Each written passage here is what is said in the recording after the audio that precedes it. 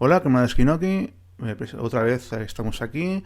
En este caso con una crónica. Hacía tiempo que no hacía ninguna crónica. De hecho, aún tengo pendiente acabar de preparar la de cine trans del siglo XX, que tranquilos que seguro que va a llegar. Quería haceros, ya que es la noche de Halloween en un par de días, la noche de todos los santos o de los muertos, como queráis llamarla.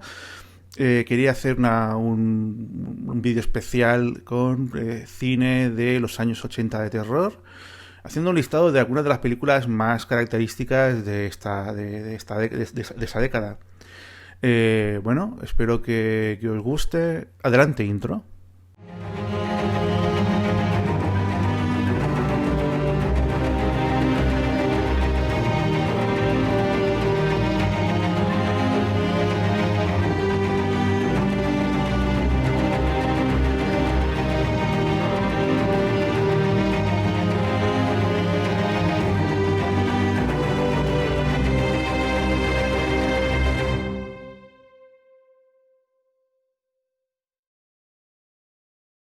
En este caso no va a ser un listado de rarezas o de películas un poco a descubrir. La gran mayoría son películas populares que tuvieron éxito en su momento y que son en muchos casos de directores conocidos. Y de hecho la idea es hacer un listado bastante representativo de la década, de lo que era popular y de lo que gustaba. Y así que como tenemos esta pandemia, que estamos encerrados en casa y estamos muy limitados, pues es un buen momento para celebrar esta noche mágica de brujas y de terror, viendo buen cine de los años 80. Y en este caso he hecho un listado de 20 películas, son bastante accesibles, que bueno, me he puesto como autorregla no repetir director, o sea que hay películas que seguramente hubiera puesto del mismo director. Igualmente, eso lo voy a ir comentando, o sea que aunque no le dé mucho peso, aunque no esté en la selección, hay películas que seguro que nombraré y que algo diré.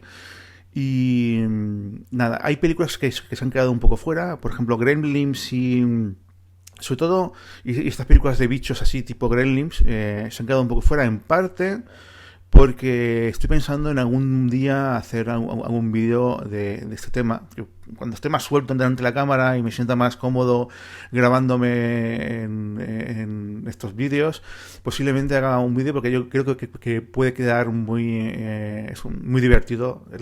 Los Gremlins y las copias que surgieron a partir de los Gremlins, que madre mía, vaya truñacos que llegaron a hacer. Tampoco he escogido películas de episodios, ¿no? En los años 80 aparecieron muchas películas que eran colección de episodios, normalmente eran 3 episodios de películas de terror, historias de la cripta, o sea, y muchas más por el estilo, ¿no? Incluso muchas veces eran series de televisión que algunos episodios que eran con directores conocidos, pues hacían una pequeña recopilación en formato cine, ¿no? Creo que también es un tema que podría dar para un futuro vídeo, esto ya lo iré viendo. Y vamos a ello. 20. Cementerio Viviente, dirigida por Mary Lambert en el 89. Bueno, aquí nos encontramos con una película que el guión es de Stephen King y además está basada en una novela de Stephen King, o sea, en los años 80, ya en los años 70, pero en los años 80 se vuelve casi un cliché del género de terror. Las adaptaciones de Stephen King se hicieron muchísimas, especialmente telefilms o miniseries que como eran de pocos capítulos, muchas veces se estrenaban en cines o incluso a veces ediciones un poco más cortas. Y bueno, los años 80 Stephen King estaba muy en la onda, era posiblemente de los autores de novelas de terror el más adaptado, el más famoso y el que estaba más metido en el mundo del cine. Aunque tengo que admitir que las películas que él mismo escribió guiones o que incluso él dirigió una, Maximus Overdrive, si no recuerdo mal, no son especialmente brillantes. De hecho, las mejores películas, adaptaciones de Stephen King en el cine Son películas como El Resplandor, Carrie o La Zona Muerta, de directores como Kubrick, Brian De Palma, David Cronenberg, y son películas que el propio Stephen King puso a parir. Es que, por ejemplo, del Resplandor, años después hicieron una miniserie con Rebecca de Mornay, y que Stephen King dijo que le gustaba más que la película de Kubrick, que era realmente lo que él tenía pensado. Y la verdad, no hay color entre un telefilm que no está mal y una película de Kubrick que quieras que no, es una película muy especial y muy personal y muy potente, ¿no? Cementerio Viviente es una película muy comercial, es una película muy mainstream, trata sobre una familia que acaba de llegar a una zona un poco rural de la América profunda y que tiene una casita en la que pasa una carretera por el lado, en la que pasan muchos camiones. Y enfrente vive un vecino, que es un viejo redneck, muy majo, muy simpático, que hacen amistad fácilmente a la familia, que es padre, que es médico, que va justamente a trabajar a la zona, su mujer y luego dos hijos, una hija de unos 10 años, esto de las edades es enfermedad fatal, y luego un niño más pequeño de 2 3 años, que ya camina y tal, pero que aún es muy pequeñito, ¿no? Y que encuentran un camino misterioso que les preguntan al amigo y es un camino que da a un cementerio de animales, que es un poco el que da título original al Pet Sematary, que es el título que es mal escrito, pero es como cementerio de animales domésticos, que de hecho luego veremos que es el título, bueno, es un título más cercano al que tomará el reboot o el remake. Y, y bueno, hay un chico que muere en un accidente y que intenta salvar y que fracasa y le aparece en forma de espíritu y le dice que nunca se acerque a las tierras que hay detrás del cementerio de animales, ¿no? Poco después muere atropellado el gato de la hija, que le quiere mucho y tal, y entonces el vecino le propone justamente enterrarlo en las tierras que hay más allá del cementerio de animales.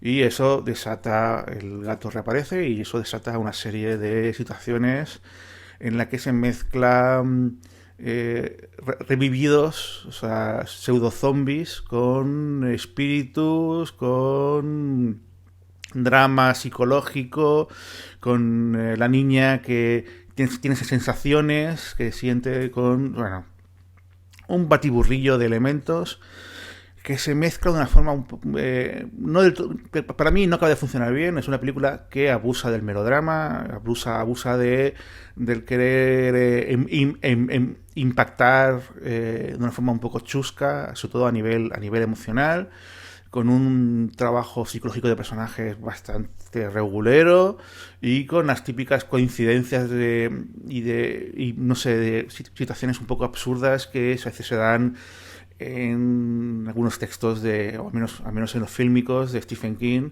y que funciona regular. Parece, bueno, la estoy un poco poniendo a parir, pero no es una mala película. De hecho está en el listado, la última, evidentemente, es porque es una película entretenida, es una película que se pasa bien, se disfruta, aceptando sus limitaciones, y además consideraba que era importante que hubiera una película de Stephen King, ya poder ser una película en la que él participara en algo más que ser simplemente una adaptación, y aquí además escribe el guión.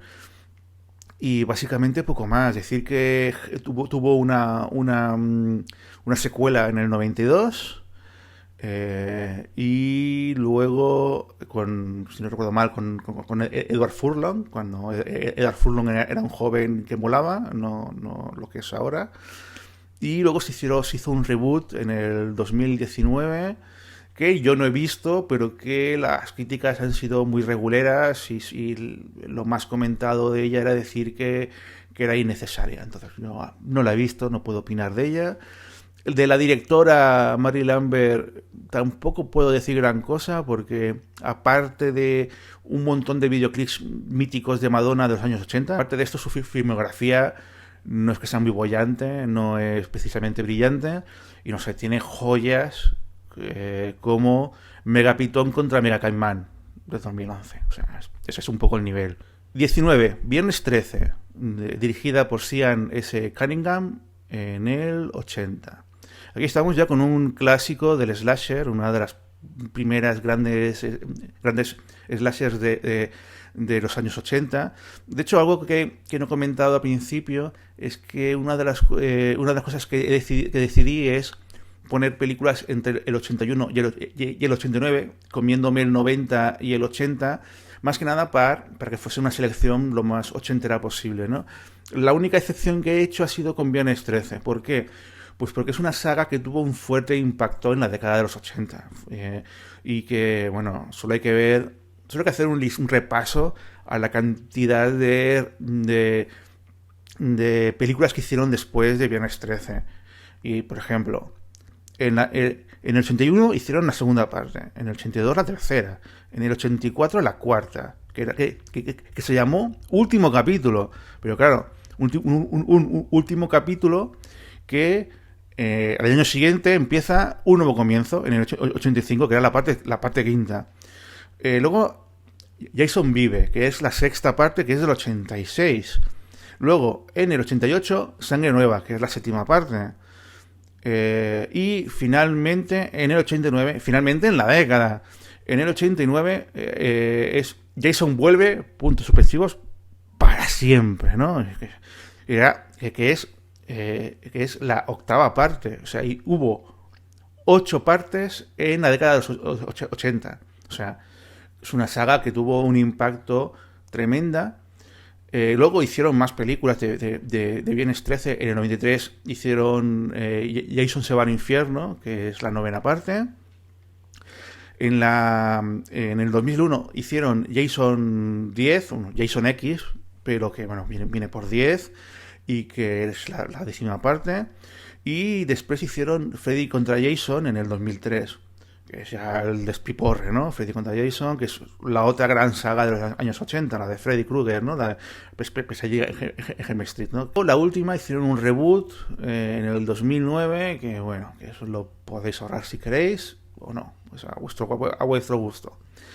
No es que sea una gran película Viernes 13, la verdad. De hecho, yo creo que los mejores slashers no son de los 80, aunque es el género más popular de ese entonces. Yo creo que son mejores los slashers que se hicieron en los años 70, los primeros, tipo Matanza en Texas, La Noche de Halloween, Piedras Negras, o incluso gallos italianos de los más cercanos al slasher, ¿no? Que son casi los inicios del slasher, tipo Bahía de Muerte o Bahía de Sangre, la con los títulos, de Mario Bava, o Torso, Violencia Carnal, que son dos gallos estupendos y muy sangrientos y muy del tipo slasher, ¿no? El slasher, si no lo sabéis, es ese subgénero de terror en la que un grupo de personas van siendo asesinadas con la gracia de que las muertes son crueles, sádicas y sangrientas, ¿no? O sea, es un cine cercano al gore. Viernes 13, la primera parte, va sobre un grupo de jóvenes que están remontando un antiguo campamento que décadas atrás hubo muertes y accidentales y también algún asesinato, hasta tal punto que los vecinos lo llaman el campamento sangriento, dicen que está maldito y que no hagan nada allí, que se vayan, y ellos quieren reabrirlo. Son un grupo de chavales jóvenes, pues van muriendo uno detrás de otro de forma cruel y sádica. Lo que sorprende es ver a un Kevin Bacon muy joven, que además tiene una de las muertes más chulas, al menos de las que más me gustaron a mí. Y bueno, a nivel de dirección y tal, es una película que es entretenida, es competente, no tiene nada... merece la pena verla, sobre todo por ser de las primeras las creadoras del canon, aunque realmente las que crean el canon son las que he mencionado antes de los años 70, pero posiblemente Viernes 13 tuvo incluso mayor impacto a nivel popular. No digo entre los fans del cine de terror, sino a nivel popular tuvo incluso más impacto que, por ejemplo, la saga de Halloween, ¿no? Que es posiblemente la otra gran saga de terror. Por lo demás, la carrera, por ejemplo la carrera del director, de Ian S. Cunningham, no es ninguna maravilla. No tiene películas muy interesantes. Y de hecho, lo más interesante de todo es que en su primera película, que la hizo años antes, que era una película muy independiente, muy autoproducida y, o sea, muy cutre, fue la primera película en la que participó un jovencito Wes Craven, y fue justamente en la que se inició profesionalmente. Y bueno, y de Wes Craven vamos a hablar luego, más adelante. 18. Mal gusto, Bad Taste, de Peter Jackson, Nueva Zelanda, en el 87. Esta película me ha pensado mucho si ponerla o no ponerla, sobre todo porque Peter Jackson, yo lo asocio más a los 90 que a los 80, pero lo cierto es que al menos dos de sus películas de la primera etapa son de los 80. Mal gusto es su primera película, Bad Taste es su primera película, es una película prácticamente autoproducida, o sea, en la que además Peter Jackson, me imagino que lo conoceréis, ¿no? Peter Jackson es el director de la trilogía de Señor de los Anillos, y también de la trilogía que hizo posterior, y bueno, la del Hobbit, y bueno, y luego ha dirigido películas chulas como Agárrame sus fantasmas, King Kong, y yo destacaría dos películas más personales, incluso intimistas a su manera, como Criaturas Celestiales del 94 y The Lovely Bones del 2009, ¿no? Que son dos películas, especialmente Criaturas Celestiales, muy interesantes y muy buenas, ¿no? Y en su primera etapa, con películas como El delirante mundo de los Fibers, que es una parodia brutalísima de los Muppets, de los teleñecos, y Brain Dead, que en España se estrenó como Tu madre se ha comido a mi perro, que es del 92 y que es posiblemente su película gore más famosa, la que le dio la fama. Y en el 95 tiene un falso documental fascinante, muy divertido, muy interesante, que es la verdadera historia del cine. Es muy divertida, es un falso documental muy recomendable. Y bueno, centrándome en mal gusto, es una película en la que Peter Jackson, además de dirigir, escribe el guión, además es el director de fotografía y además actúa en la película, o sea que lo hace todo. Y parece una película rodada con coleguitas, con amiguetes. La película trata sobre un pequeño pueblo en el que la gente ha desaparecido. Un grupo de personas lo investigan y descubren que son unos alienígenas que quieren montar que tienen hamburgueserías por todo el espacio, y que quieren usar la Tierra como lugar de ganado, y la carne que les gusta para las hamburguesas es la humana, o sea, el ganado somos los seres humanos, y básicamente por eso ha desaparecido la gente. ¿Por qué? Para hacer hamburguesas de ellos, ¿no? Es una película con un humor muy bruto, muy cutre, todo cutre, pero cutrísimo, con efectos especiales, ya no es de estilo casero, sino que son totalmente caseros. Es una película que tiene encanto, aunque solo se la recomendaría a personas que ya les guste el gore, que les guste la casquería, y que ya tengan un poquito de recorrido. Para empezar con este tipo de cine, creo que Brain Dead es mejor, porque el nivel de producción es un poquito más alto y tiene ya todos los elementos más currados. Peter Jackson como cineasta además está mejor. Y se nota una gran diferencia entre Mal Gusto y Brain Dead. Brain Dead es una película que dentro del estilo está muy bien. Mal Gusto creo que es para completistas, para fans que les gusta ese tipo de cine y además le gusta a Peter Jackson. Y yo creo que ahí, si tienes esa conexión, vas a pillarle el rollo fácilmente. 17, Demonios, del 85, dirigida por Lamberto Bava, en Italia. Aquí nos encontramos con un pseudo gallo, no es realmente un gallo al puro estilo, pero va un poco por ahí los tiros, de Lamberto Bava, que es uno de los, no diría de los grandes, pero digamos que es un poco el segundo escalón, ¿no? O sea, pondríamos arriba posiblemente a Mario Bava y a Dario Argento, y abajo pues iría un grupito muy extenso, Ricardo Freda, bueno, ahí podría estar perfectamente Lamberto Bava. Y Demons es una de las películas más populares que el bueno de Lamberto Bava rodó. Yo recuerdo que era una película habitual en los videoclubs. Era muy fácil de encontrar, estaba en los videoclubs. Y además creo que fue una película que tuvo muchos espectadores en su época. Tuvo una segunda parte que era Demons 2 del 86, o sea, un año después. Y luego en el 91 hicieron una tercera parte que en España se tituló Demonios Negros, que son bastante menos interesantes que la primera parte. La primera parte no deja de ser una película chusquera, chunguilla, pero que mola mucho. Trata sobre una chica que recibe una invitación para ir al estreno de una película. La invitación se la da un tío muy raro que tiene como ahí la cara con un cacho de metal ahí en medio de la cara, y se va con su mejor amiga o una amiga suya, se va al cine y hay un grupo de personas, lo típico de grupo característico, un par de chavales jóvenes que digamos que se juntan con las dos chicas, ¿no? Que se acercan a ella. Es un chulo que va con dos chicas que parecen prostitutas. Y luego más gente así, todo es muy ochentero, la ambientación es muy ochentera. De hecho, cuando entran en el cine está como decorado y es todo tremendamente ochentero.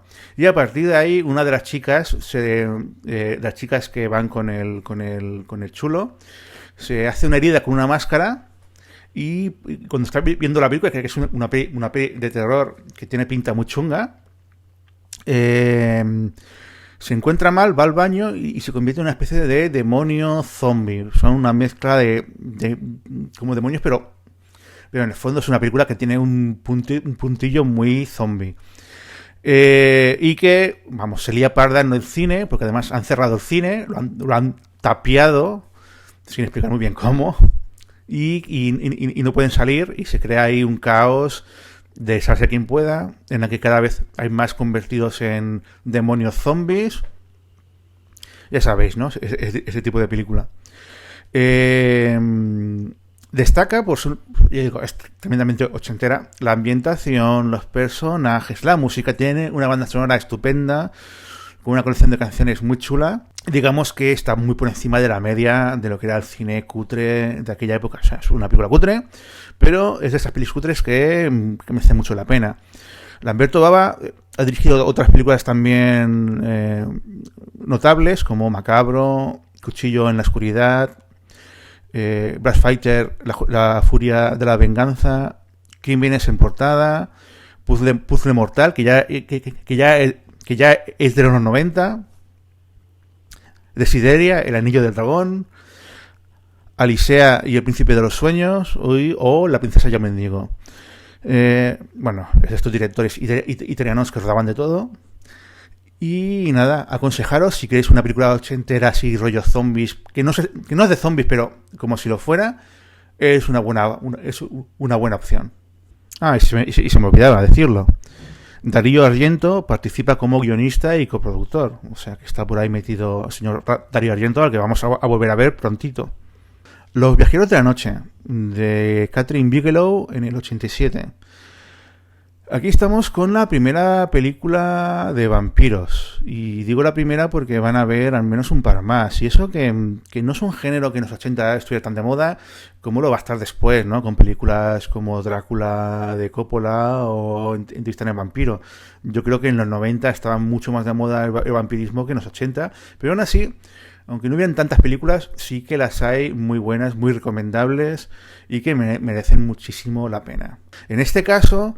nos encontramos con una película muy al estilo Carpenter, muy al estilo de serie B, con una fotografía aparentemente feísta, aunque muy currada, de hecho más currada que en las fotografías de Carpenter, al menos a nivel de estilo, y además con una banda sonora de Tangerine Dream, que al principio suena muy Carpenter, muy banda sonora Carpenter, luego a medida que avanza la película y vamos escuchando más, va tomando personalidad propia, sobre todo porque Tangerine Dream es una banda que tiene un estilo más elaborado que las bandas sonoras de Carpenter, que suelen ser más minimalistas, y al final pues eso se acaba notando. Y es una buena película, no es una obra maestra, pero considerando que es la película de una cineasta que estaba empezando y que además realizó con relativo poco presupuesto, está bien, está bastante bien. Catherine Bigelow es una directora que hace un cine, yo diría, muy masculino. O sea, son películas que si te dijeran que si no supieras que la ha dirigido un hombre, una mujer, perdonad, pensarías que la ha dirigido un hombre porque suelen ser películas con mucha adrenalina, mucha violencia, con mucha fuerza y que rompen todo el estereotipo, ¿no? Los hombres les gusta la violencia y las mujeres el cine sensible, ¿no? Pues Catherine Bigelow lo que le gusta es la caña y además se repite una y otra vez, ¿no? Películas como Acero Azul, le llaman Body, Días Extraños, Calle 19, En Tierra Hostil, La Noche Más Oscura, Detroit, son todas películas con violencia y con acción y además muy comerciales. Y además que han funcionado en general bastante bien en taquilla. Y además son comerciales de calidad, vamos, no es... O sea, aquellos cinéfilos que odian el cine de Hollywood odiarán el cine de Catherine Bigelow. Y yo, aunque no soy muy fan de su cine, sí que es cierto que hace películas que funcionan muy bien, que están muy bien y que tienen fuerza, ¿no? En este caso, la película trata sobre un chico que liga con una chica que conoce de noche, que es un poco rarita y tal, pero le sigue el rollo porque le gusta.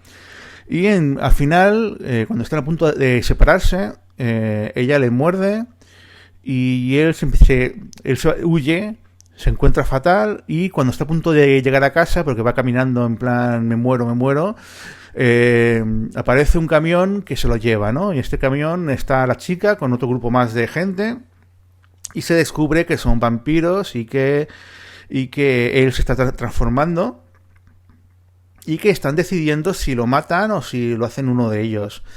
En principio la chica tiene que ser su maestra y para que sea uno de ellos tiene que demostrarlo matando para alimentarse, porque al principio se alimenta de ella y tiene que alimentarse matando como uno de ellos. Ellos son vampiros nómadas en la que uno de ellos lleva desde siglos, lleva a menos de un siglo y medio y que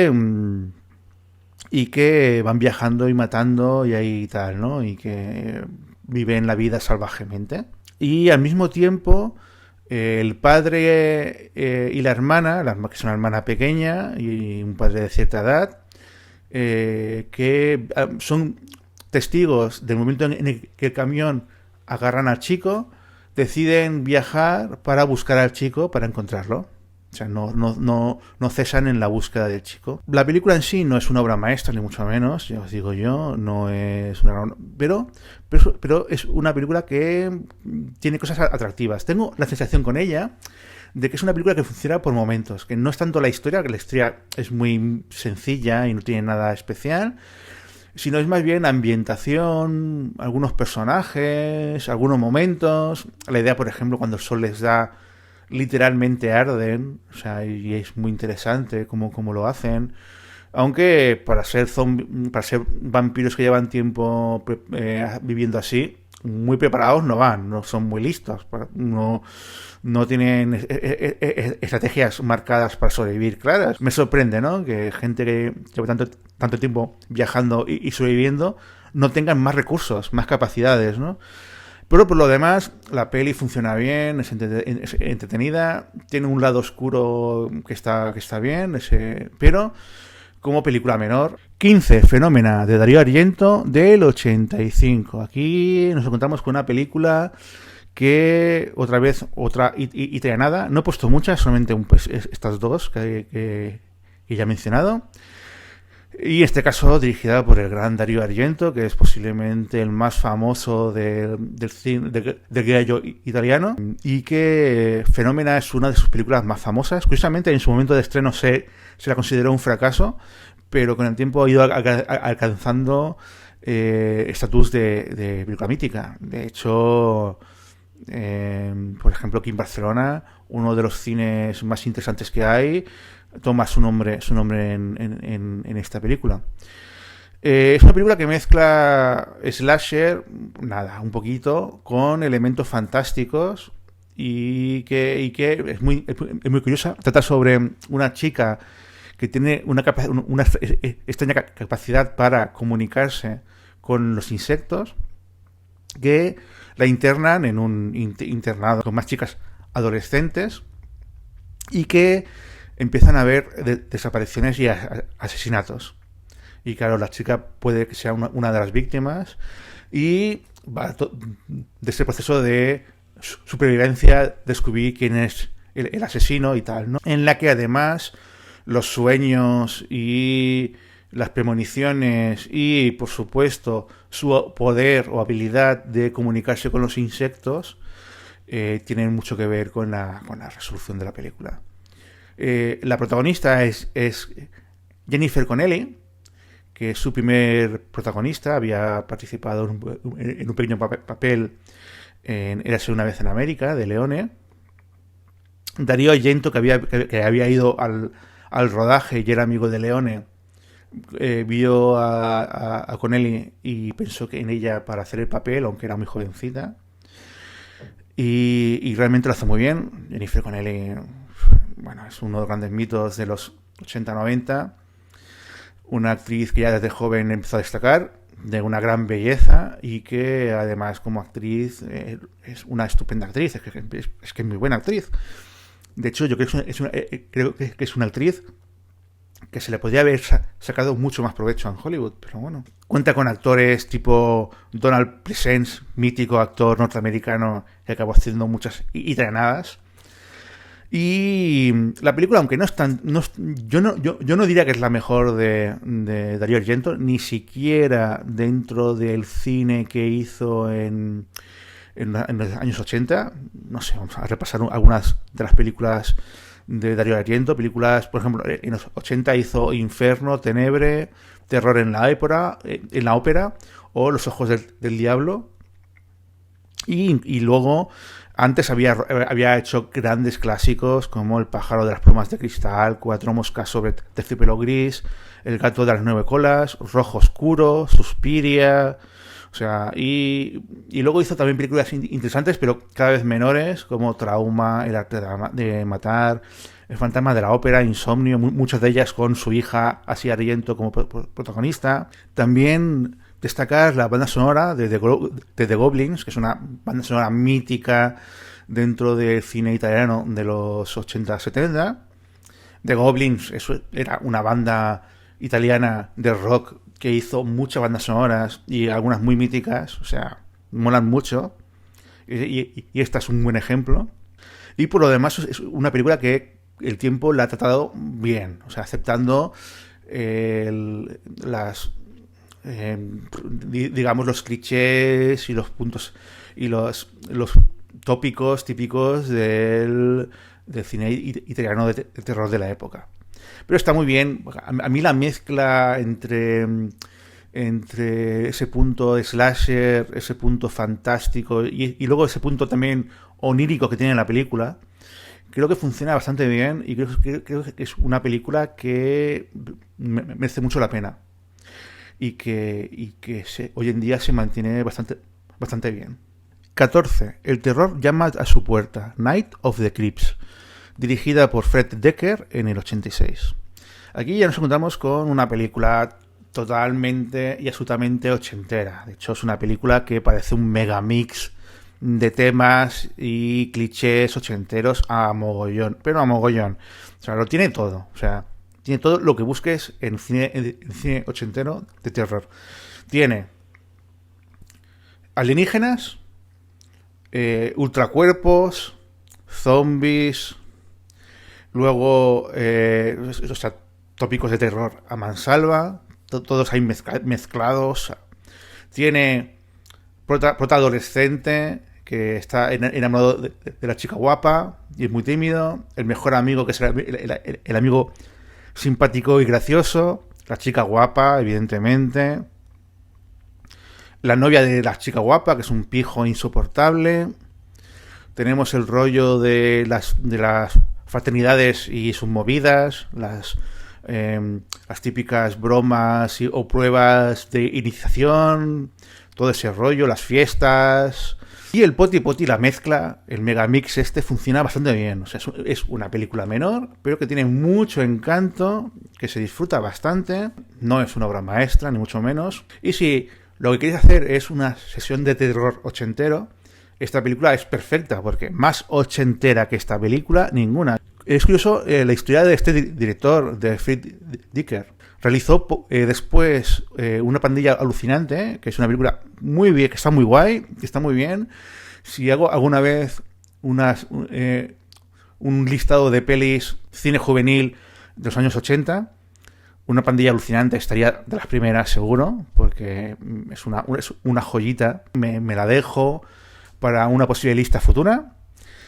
Y también rodó en el 93, rodó Robocop 3, que fue un gran fracaso. Además en el guion estaba por ahí Frank Miller, que Frank Miller como guionista de cómics muy bien, perfecto, pero como guionista de cine regulín. Y Robocop 3 es una no sé cómo decirlo, casi parece una parodia de Robocop. Eso sí, es una película con mucha personalidad, muy gamberra, muy divertida, muy pasada de vueltas. Si aceptas que no es una película que se tome en serio, te lo puedes pasar muy bien viéndola. Pero si lo que te esperas es un Robocop a lo Paul Verhoeven, que tiene humor, pero es un humor negro y cañero, pues no. Y bueno, me estoy yendo un poco de tema, la verdad, porque el tema es la película Night of the Creeps, El terror llama a su puerta, que os la aconsejo muchísimo si queréis ver una película de terror ochentera total. Es una opción perfecta. 13. Hellraiser, dirigida por Clive Barker en el 87. Si antes hablábamos de Stephen King como el gran autor de novelas de terror adaptado y que además se metió en el mundo del cine, porque a él le interesaba meterse en el mundo del cine, hablamos de otro también novelista importante que también se introdujo en el cine y que como director tuvo un poquito mejor suerte que Stephen King, aunque Stephen King haya sido adaptado en el cine mucho más veces, con mucha más fortuna y sea mucho más famoso, ¿no?, que Clive Barker. De todas las películas que rodó Clive Barker, bueno, de las 3 películas que rodó, Hellraiser es la más famosa con mucha diferencia. Luego rodó Razas de Noche en el 90, que es una peli que está bien, que está bastante bien, interesante. Bueno, en realidad no es una buena peli, pero es una peli curiosa e interesante. Y después rodó en el 95 El Señor de las Ilusiones, que es una película un poquito más flojita. Hellraiser trata sobre un hombre que le gustan las emociones fuertes y que abrió una caja que abre portales dimensionales y que lo llevó a un mundo dominado por los cenobitas, que son una especie de seres raros, terroríficos, que disfrutan creando dolor y terror a las personas que atrapan. ese hombre desaparece y tiempo después su hermano va con su mujer y su hija al piso en el que vivía la familia, ¿no? Para ocuparlo, para vivir allí. La hija no, porque la hija prefiere vivir por su cuenta. Y la mujer, y bueno, el matrimonio está un poco en crisis porque ella no tiene dudas. Hace tiempo que no siente placer sexual con su marido. Y además ahí está escondido el recuerdo del hermano que había desaparecido, que tuvo un rollo con ella y que le pone mucho, y que es un tío mucho más agresivo, mucho más macho alfa, mucho más que busca emociones fuertes, sexo duro y tal, y que en el fondo es lo que le pone es el hermano desaparecido, que en un momento dado aparece un ser que se parece al hermano desaparecido, pero que está como casi en huesos, casi en carne viva, y que le pide a la mujer que le lleve tíos a los que matar para alimentarse de ellos y así recuperar su cuerpo y recuperar la normalidad. Así lo van haciendo hasta que accidentalmente la hija ve que ocurre algo raro. Intentando huir, se acaba haciendo con la cajita y la vuelve a abrir, con lo cual los cenobitas vuelven a aparecer en acción y ella les avisa de que el tío está aún vivo. Es una película bastante... O sea, es como un gore light, la verdad. No llega a gore, aunque hay elementos propios del gore. Casi lo más bestia se adivina que se ve. Es una película que mezcla gore con fantástico. Está en un punto medio entre el terror y la fantasía, jugando con viajes interdimensionales y con seres que viven en otras dimensiones. Que estos cenobitas recuerdan mucho como a, no sé, como a demonios, a súcubos. Cada uno de ellos tiene una forma distinta. Es famoso sobre todo el que tiene la cara blanca y tiene toda la cara llena de clavos, que fue muy famoso y además se convirtió en la imagen de la saga, que es otra de las sagas míticas de finales de los 80, principios de los 90. Hay Hellbound, que es Hellraiser 2 del 88, Hellraiser 3, Infierno en la Tierra del 92, Hellraiser 4, el final de la Dinastía Sangrienta del 96, Hellraiser 5, Inferno del 2000, Hellraiser 6, Hellshaker del 2002, Hellraiser 7, Diader del 2005, Hellraiser 8, Hellwar del 2005 y Hellraiser Revelations del 2011 y Hellraiser Judgment del 2018. A mogollón de Hellraisers. Y de hecho la última es bastante reciente. Es una película que está bien, que la mezcla entre fantasía y terror funciona bien. Además tiene un rollo bondage muy BDSM que creo que le da un rollete más sano y retorcido que funciona bien. Los actores no son nada de otro mundo, cumplen. Y como película realmente no es una obra maestra, pero sí que es una película fundamental dentro del cine de terror de los 80, mítica, es una película mítica y que se mantiene aceptablemente bien. Toda ella sin grandes cosas, lo que es maquillaje, lo que es efectos especiales, sobre todo de recreación de los cenobitas, está bastante bien creado. También los elementos gore están guays. Y creo que es una película que merece mucho la pena que la veáis. O sea, si buscáis algo ochentero así, os gusta un poco rollo gore, pero no queréis ir a lo top, a lo más bestia, puede ser una buena posibilidad. 12. Jóvenes ocultos. Dirigida por Joel Schumacher en el 87. Bueno, aquí nos encontramos con The Lost Boys, que es una película que tuvo bastante éxito en los años 80 y además yo he tenido muchos amigos a los que les encantaba esta película, y yo tenía la banda sonora original, y de hecho es una banda sonora estupenda, otra más. Es también otra película muy, muy, muy ochentera en su ambientación. Vuelve a ser otra película de vampiros, otra vez más. Es una de las 3 películas de vampiros que he seleccionado. Y bueno, quizás incluso podría haberla puesto un poco más arriba, la he puesto en el lugar 12, porque como película está bien. Es una película comercial que funciona muy bien. Trata sobre un chico que acaba de llegar al barrio con su familia, y conoce a una chica que le gusta, y empieza a ir con ella y con los amigos de ella, que son un grupo un poco raritos, un poco chicos malos, y poco a poco va descubriendo que son un poco raros, que hay algo oculto en ellos, al mismo tiempo que hay desapariciones en la zona, y poco después descubre que son vampiros, y que bueno, él también empieza a entrar un poco en el mundillo de los vampiros, ¿no? La película destaca sobre todo por no sé, por la música, por la ambientación, por el vestuario. Los personajes molan bastante en general, sobre todo los vampiros. Pensar que es además un reparto muy ochentero, es un reparto que tiene varios de los actores ochenteros más famosos. El protagonista es Jason Patric, que es posiblemente uno de los más sosos, quizás. Salen actores míticos de los 80, como los dos Corey Haim y Corey Feldman.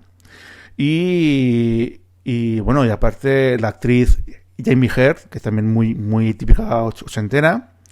Y sobre todo destaca aquí, quien se come la película es Kiefer Sutherland, muy joven, y que hace como de vampiro carismático, fascinante, como líder de la banda, así muy con una onda muy, muy rockera, punky, muy Billy Idol, y lo hace muy bien. Es un personaje que le queda, vamos, le queda perfecto, como hecho a medida. También hay como una pequeña saga de películas a partir de esta, bueno, pues una trilogía, pero que es muy posterior. La segunda parte es del 2008 y tiene el título de Jóvenes Ocultos 2, Vampiros del Surf. Un título tentador, ¿eh? Y la tercera parte tiene Sed de Sangre, bueno, es un título bastante más soso, que es de 2010.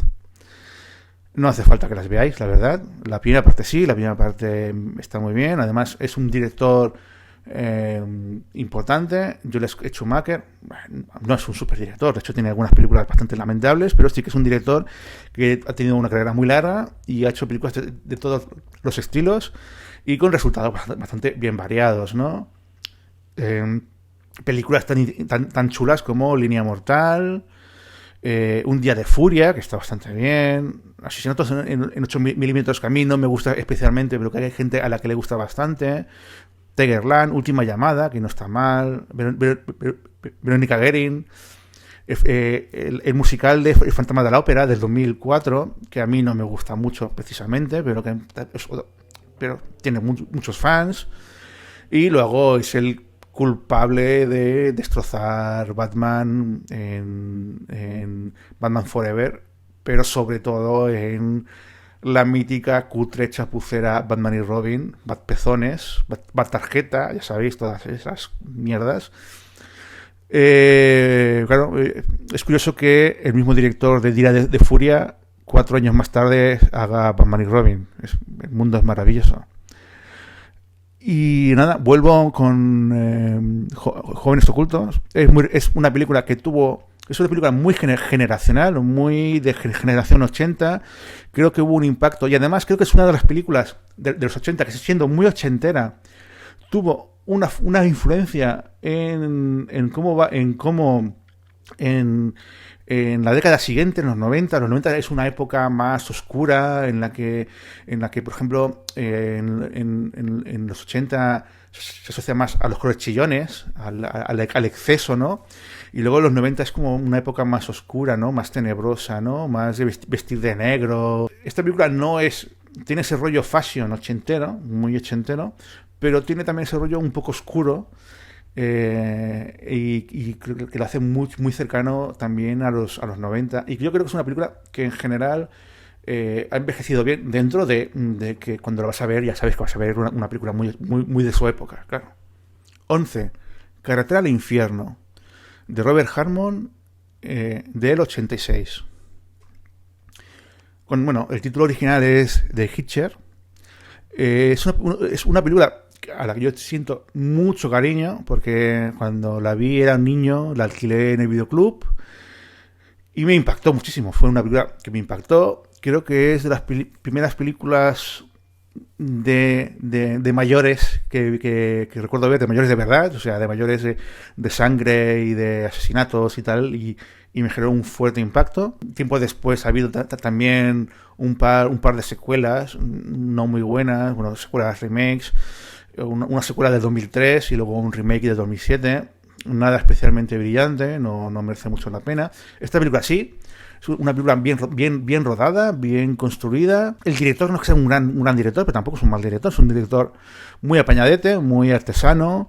Películas como Gotti, como Ike, Desembarco en Normandía o Sin Escape, o sea, no son grandes películas, pero que es un tío que sabe rodar bien, sin más. Trata sobre un joven que está conduciendo por las carreteras de Estados Unidos, que sabéis cómo son, que son larguísimas y que puedes estar kilómetros y kilómetros sin ver nada más que llanuras por los lados, en la que este chico se recoge a un autoestopista y empieza, y hablando con él, este le dice que es un asesino y que lo va a matar.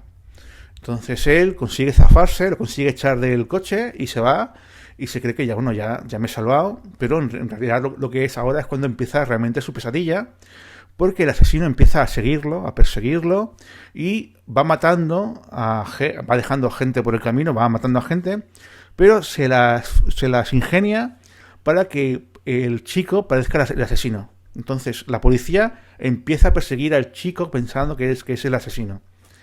Así que por un lado al chico le persigue la policía, por otro lado le persigue el asesino, y él, por otro lado, además conoce a una chica. Aquí tiene que haber una chica, y que es un poco la persona que cree en él o que la apoya, bueno, hasta cierto punto al menos, que, bueno, es, digamos, la persona con la que interactúa más el chico, aparte del asesino. Estamos hablando de un psicothriller. Hay quien podría decir que no es una película de terror pura y dura.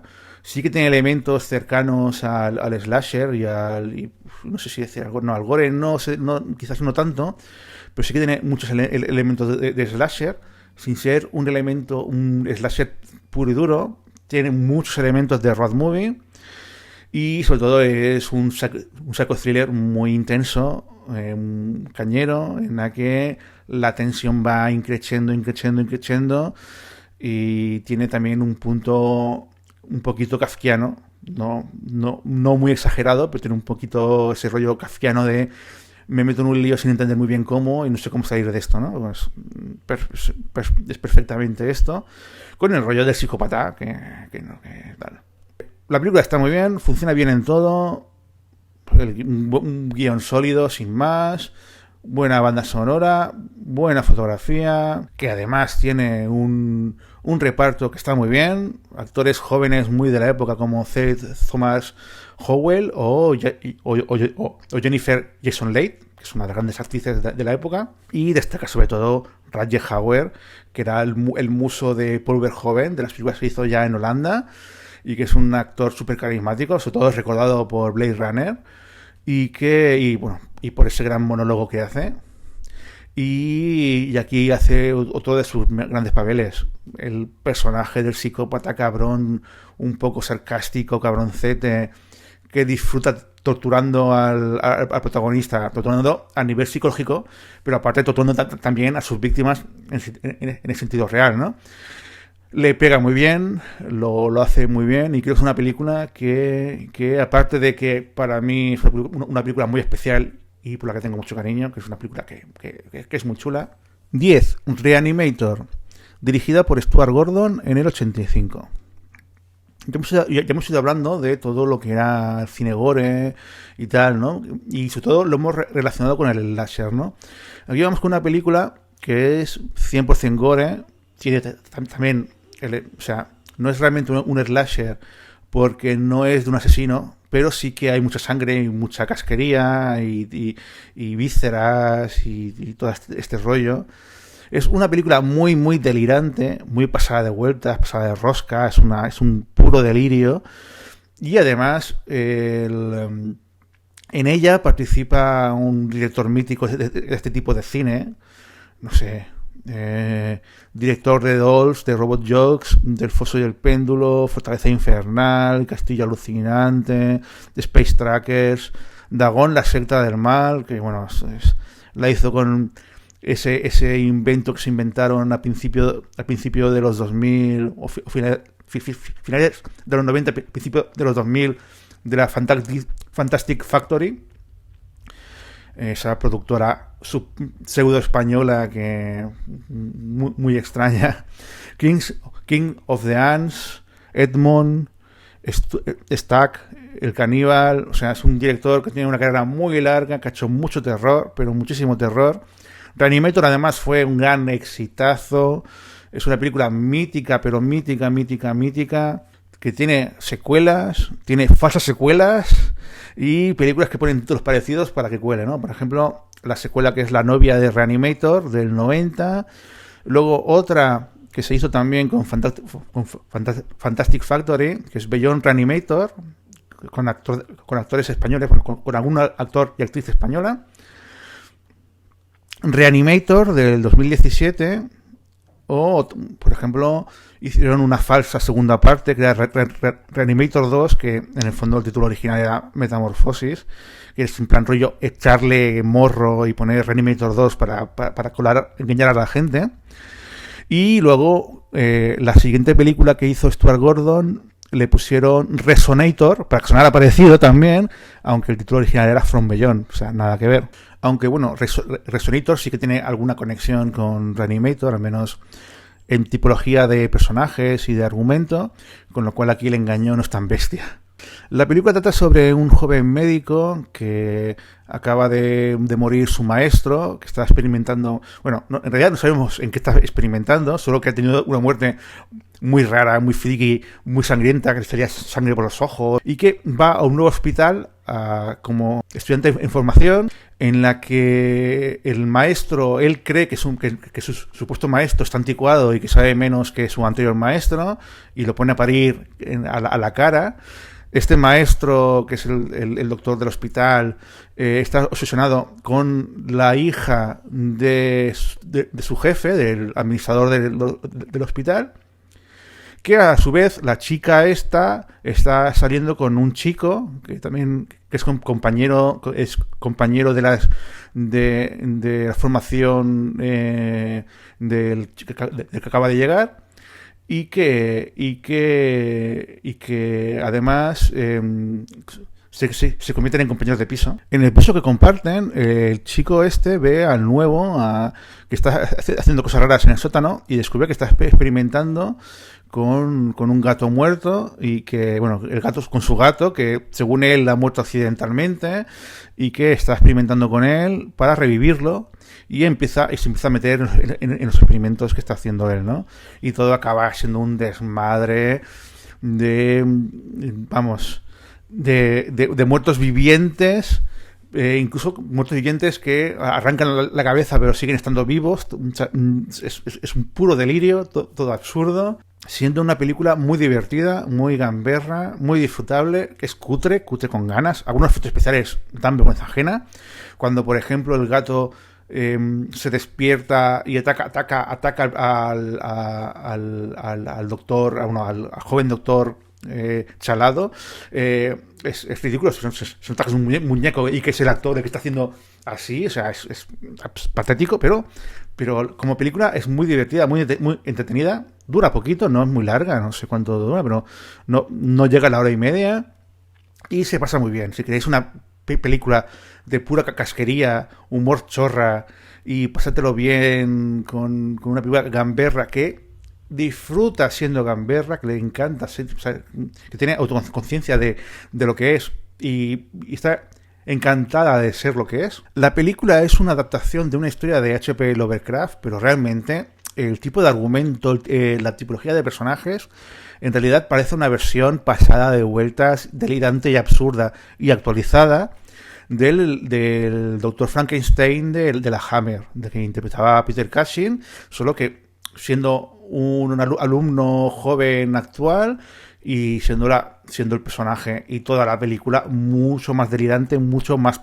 retorcida y mucho más bestia. Y bueno, para acabar, básicamente de recordar, el prota es Jeffrey Combs, que es un mito del cine de terror cutre de los 80-90. De hecho, es con esta película con la que se convierte en mito, que interpreta al joven que está como una cabra que quiere experimentar con los muertos y revivirlos, obsesionado con su trabajo, con su objetivo. Es muy Frankenstein, solo que le añade un punto de ironía al personaje, porque está zumbadísimo y tiene ese punto de zumbado loquísimo, que tiene gracia y funciona muy bien, y es un actor que, sin ser un gran actor, porque no lo es, tiene carisma y mola. Es un actor que es chulo. Y básicamente, para acabar, recordar que aparte de Stuart Gordon, que es un mito del gore con más casquería y más chungo, en la película también está como productor Brian Yuzna, que es otro que tal calza, que también estuvo en Fantasy Factory y que es otro personaje que, de hecho, hay una película suya que no ha entrado en la selección por bien poquito, pero que podría haberlo merecido totalmente, que es Society. De hecho, yo hubiera puesto Society y hubiera quitado Cementerio Viviente, pero creo que una película de Stephen King tenía que estar. 9. Noche de miedo, dirigida por Tom Holland en el 85. Aquí estamos ya con nivel alto. Bueno, ya llevamos unas cuantas películas de nivel bastante alto, dentro del estilo, claro. Aquí es la tercera y si no recuerdo mal, creo que es la última película de vampiros de la selección. Sí. Y aquí estamos con una película que cuadra muy bien el estilo ochentero. Es una película muy ochentera. Otra vez más hablamos de una película que tiene una gran banda sonora y una estupenda ambientación, pero que tiene algo que me gusta, en el sentido de que decía a veces que las series actuales ochenteras son más ochenteras que lo que eran los auténticos 80, ¿no? Pues esta película es muy ochentera, pero no llega a ese tope de pasarse de rosca. No es como Night of the Creeps, que es extremadamente ochentera, ¿no? Es muy ochentera, pero que te la crees. Es unos 80 que te puedes casi creer. El argumento va de un chico bastante normal y tal, que tiene una novia también muy normal, que, como ocurre en esa edad, él intenta ir a más, y ella siempre le está parando los pies y tal y cual, y que ve cómo llega un vecino nuevo. Bueno, son dos vecinos, pero uno es más misterioso porque apenas aparece, apenas le ve, que llevan de noche un sarcófago, y él empieza le parece un poco raro, empieza a mirar al vecino y tal y cual, y un día ve como por ejemplo, una chica que ha visto que iba al piso, a la casa del vecino, luego aparece muerta, porque están apareciendo algunas muertes, y luego ve cómo desde la ventana cómo está con una chica, y cómo él le muerde a la chica, ¿no?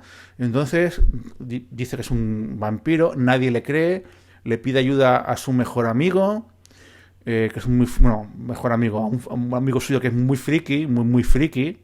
Tampoco le cree, pero bueno, le ayuda por diversión. Piden ayuda a un actor que hace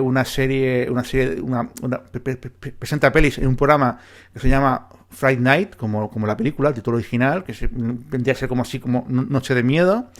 O sea, que presenta pelis de terror. Y él mismo ha sido actor de pelis de terror cutres, una especie de Peter Cushing de Van Helsing, ¿no? O sea, muy por el estilo del Van Helsing de Peter Cushing, pero incluso más cutre todavía. Bueno, es que Peter Cushing, para empezar, no es cutre, es un crack. Y en principio nadie le cree, pero al final se hace patente de que realmente es un vampiro y tienen que enfrentarlo. El vampiro, además, le gusta mucho la novia del chico porque le recuerda a un antiguo amor del pasado. y al final tienen que enfrentarse, aparte de por salvar su vida, también por salvar la vida de la chica, ¿no? Todo muy tópico, muy cliché. La película es una colección de clichés acojonante. O sea, son todos clichés, uno detrás de otro. Pero funciona muy bien. Es una película muy divertida, muy divertida. Con el guión, ya os digo, no es que sea ninguna obra maestra a nivel de construcción narrativa, ni mucho menos, pero funciona muy bien. Los diálogos tienen chispa. Los personajes están bien definidos y bien construidos. Y sobre todo es una película muy entretenida, que mezcla muy bien comedia con drama. Y bueno, y que realmente es muy recomendable. Claro, a medida que vamos avanzando, cada vez son más recomendables todas. Las del listado lo son, pero cada vez más. También ha habido una especie de mini saga con esta película. Se hizo una segunda parte en el 88. Se hizo después un reboot en el 2011. Y luego una segunda parte del reboot, o sea, en el 2013. Que bueno, el reboot original está aceptablemente bien, sin ser ninguna maravilla. La segunda parte del reboot os la podéis ahorrar. Y nada, para acabar simplemente recordar que el director es un director interesante, que ha hecho películas chulas como Muñeco Diabólico, que es una película que podría haber estado perfectamente en este listado y que en gran parte no la ha puesto por no repetir director. Y también porque por una razón, no sé, siempre, aunque eso es de los 80, la asocio más a los 90 que a los 80 a nivel estético. Seguramente porque luego también se hicieron secuelas y tal, y casi algunas de las secuelas, como La novia de Chucky, son incluso más populares que la original. Bueno, más o menos por ahí van. Y también películas que no están mal, como La suplente, como Langoliers de Stephen King, o Maleficio, Thinner, que también es de Stephen King. Son menores, pero son bastante míticas. De hecho, Langoliers en su momento fue bastante popular, a pesar de ser un telefilm, bueno, una miniserie convertida en telefilm. Y nada más, recomendaros que si queréis ver una peli de vampiros, de hecho, las 3 pelis de vampiros harían una buena maratón. Es una maratón bastante chula, que sería esta, que Noche de miedo, Jóvenes ocultos y los visitantes de la noche. 8. El día de los muertos, de George A. Romero, dirigida en el 85. Bueno, aquí estamos con un maestro. Ya sé que algunos me pondréis a parir, o deberíais ponerme a parir si alguien ve este vídeo, claro, por no haber puesto más arriba a George Romero, porque es un maestro de maestros. Es posiblemente el creador del cine de zombies tal y como lo conocemos. Habían películas de zombies anteriores a Romero, pero eran zombies muy diferentes, muy parecidos a los zombies de Voodoo. El Día de los Muertos es la tercera parte de la trilogía original. Hay que recordar que era La Noche de los Muertos Vivientes, del 68. La segunda parte en España se llamó Zombie, pero el título original es Dawn of the Dead, que sería algo así como El Amanecer de los Muertos. Y luego se hizo un reboot. Y ahí sí que respetaron ahí sí que hicieron una traducción literal del título. Bueno, esta segunda parte es del 78 y la tercera es esta, El Día de los Muertos, del 85. Luego han hecho 3 más, O sea, son 6 películas. La trilogía posterior es bastante menor y la hizo al final de su carrera. Aún así la voy a mencionar porque creo que merecen la pena. Porque no dejan de ser películas de Romero, y a mí tampoco me desagradan del todo, aunque me parecen muy menores. Las películas son La Tierra de los Muertos Vivientes, que la idea está bien, la ejecución de la idea no está tan bien, pero no es una mala peli del todo. El Diario de los Muertos, del 2007, que es una película que tiene muy malas críticas y tal, pero a mí me gusta. A mí me parece muy chulo cómo Romero supo adaptarse a los tiempos modernos, hablando de las cámaras digitales, de YouTube, de cómo la gente capta la realidad, y en este caso una epidemia zombie captada a partir de vídeos que juega con mucha información, llega por YouTube y tal, y creo que eso lo hace muy interesante. Y la última película de la saga, y que es también la última película que hizo antes de morir, que es La Resistencia de los Muertos, del 2009, que es una película que sí que nos recomiendo, esta sí que me pareció muy floja, muy floja.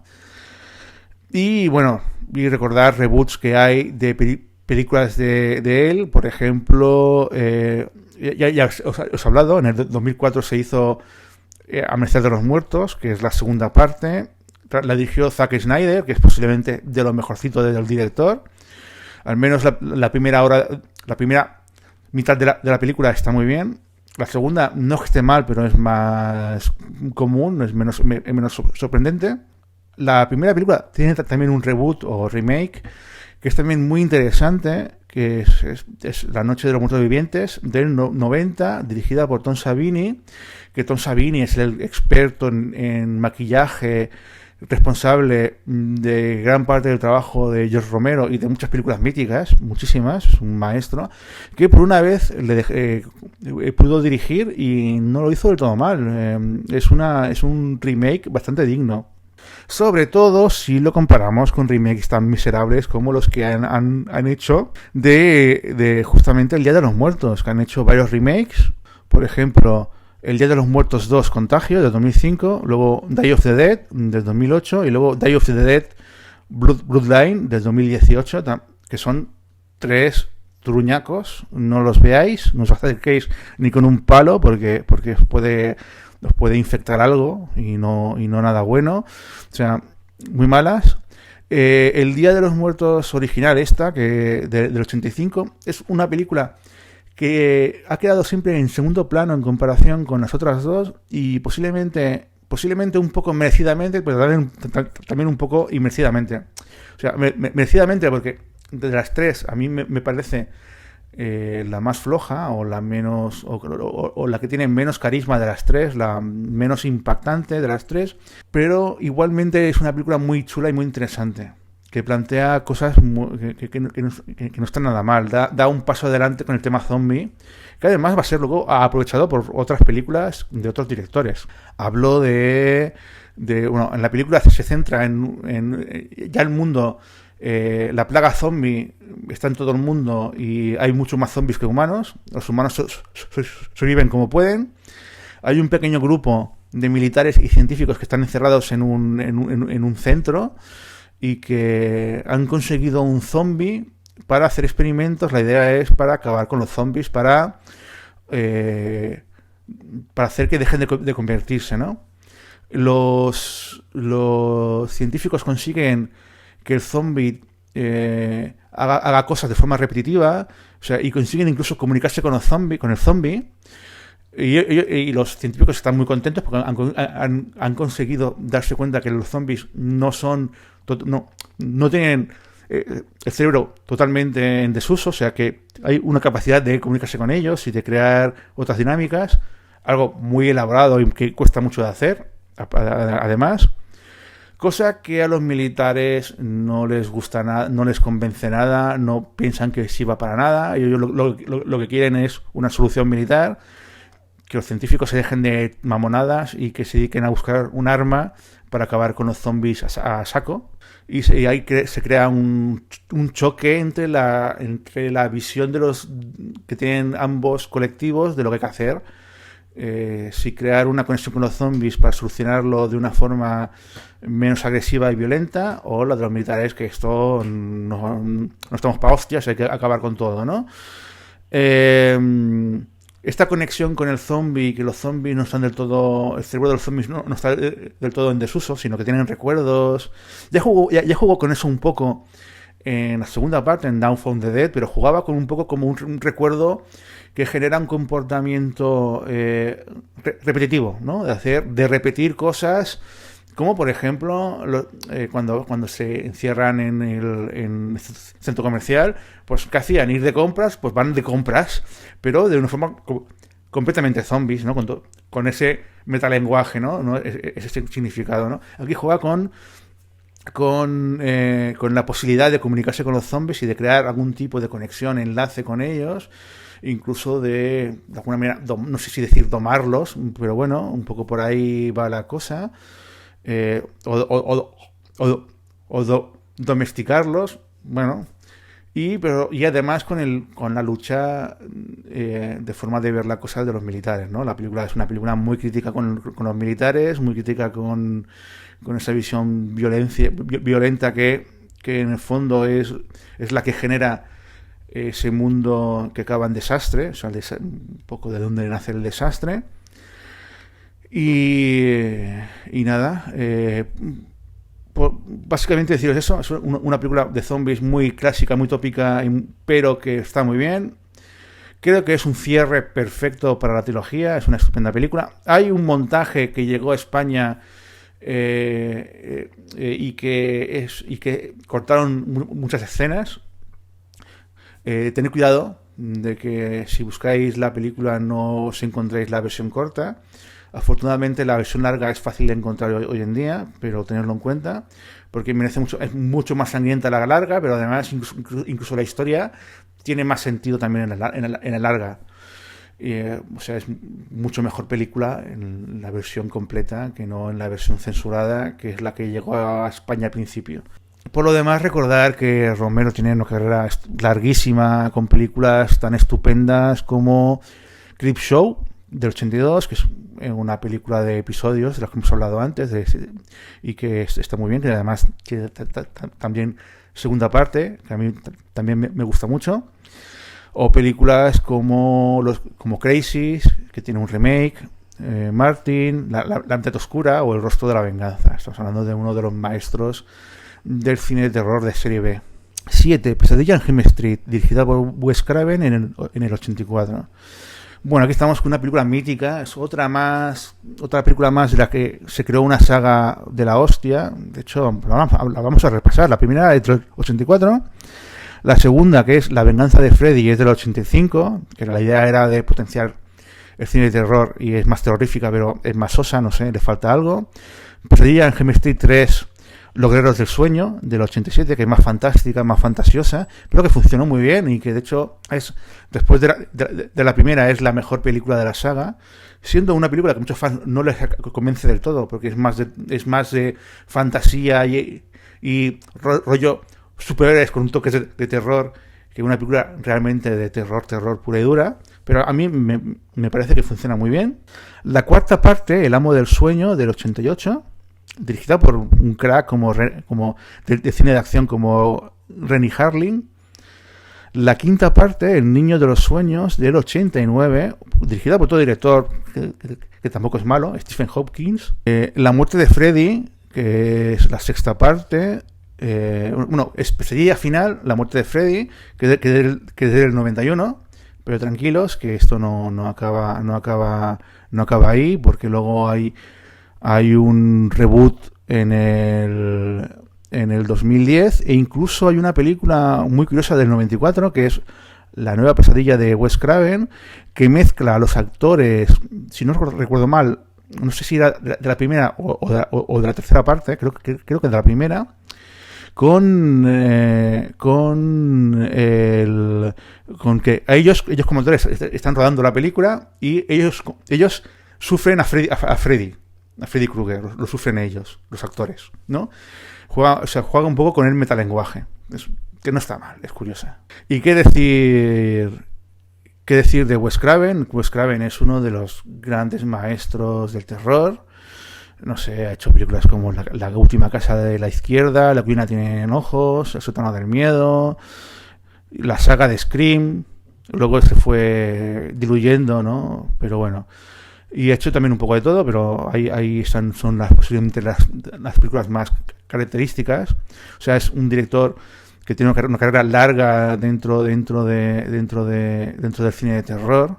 La película es muy conocida, o sea, yo creo que todos la conoceréis. Es de las pocas películas que no requiere presentar muchos. Es de grupos de jóvenes que tienen pesadillas con un asesino que tiene la cara deformada, quemada, en carne viva, y que tiene un guante con cuchillas y que si mueren en los sueños, mueren en la realidad. Y que luego se descubre que es un asesino a los que los padres de los protagonistas lo mataron. Bueno, es realmente, aparte, la historia es una chorrada. Es más bien la idea de de que si te matan en el sueño, te matan en la realidad, ¿no? Es el juego que tiene Pesadilla en Elm Street. Y la primera es posiblemente de las más equilibradas, ¿no? Cuenta bien la historia. Aparece un Johnny Depp jovencísimo, también en un clásico como John Saxon, y la protagonista, que es Heather Langenkamp, seguro que lo he pronunciado fatal, que además sale en la tercera parte y también en la que he comentado de la nueva pesadilla de Wes Craven, y que lo hace bastante bien, es una buena protagonista. Y sobre todo, lo que destaca sobre todo es la actuación de Robert Englund como Freddy Krueger, que además se convirtió en la imagen de la franquicia y que es un personaje mítico. Hoy en día cualquiera conoce al personaje, aunque no haya visto las películas, pero el personaje es súper conocido. Posiblemente la película más comercial y más divertida sea la tercera parte, pero esta primera parte creo que es la que funciona mejor, es la más equilibrada. El regreso de los muertos vivientes, dirigida por Dan O'Bannon en el 85. Aquí estamos con un super clasicazo ochentero de Return of the Living Dead. Es una película estupenda. A mí me encanta esta película. Dan O'Bannon es guionista de la saga de Alien, al menos de las primeras películas, aunque es la gran mente pensante, o sea, el creador del personaje y del universo Alien, es él. También ha sido guionista de pelis como Desafío Total, la original, en la que sale de Paul Verhoeven con Schwarzenegger. Muertos y Enterrados, otra película que ha estado a las puertas de entrar en este listado. O Heavy Metal, o El Trono Azul, o Life Force, Fuerza Vital. O sea, es un guionista que tiene una carrera interesante dentro de género terror y un poco friki. Como director solamente ha dirigido 2 películas. La segunda que no he visto, de Resurrected, y esta, que es una película que está muy bien. Es muy típica peli de zombies. La película va sobre un grupo de jóvenes que se cuelan en un cementerio para divertirse pasando la noche allí, hacer el burro. Y luego es un amigo de los jóvenes que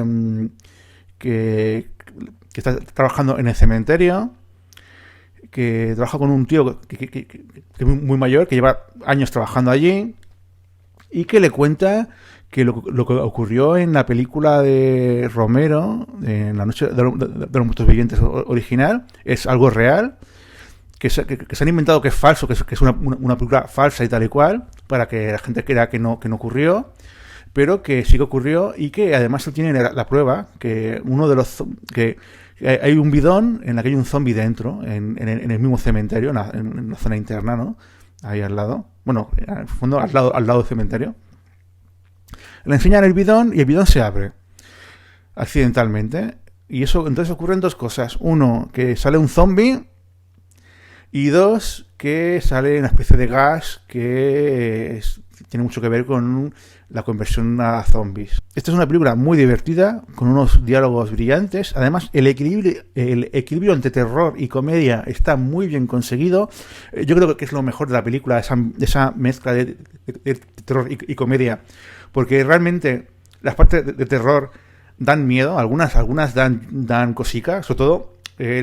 Digamos que la película empieza más como comedia y el miedo va como con pinceladas, el terror va con pinceladas, y que el terror va increciendo en la película. Y también es otra película extremadamente ochentera, los personajes, el grupo de jóvenes que van al cementerio son muy ochenteros. La Punky es una colección de estereotipos muy típica de los años 80.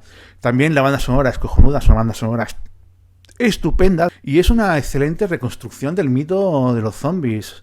Es una reconstrucción más comercial, más accesible, pero muy divertida, que funciona muy bien, porque básicamente funciona muy bien porque la dirección es buena.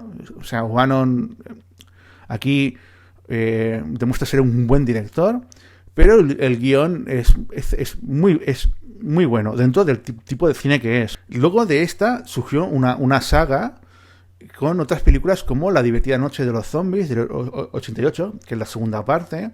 Es una película que tiene críticas reguleras, pero a mí me encanta porque yo la vi cuando era un crío.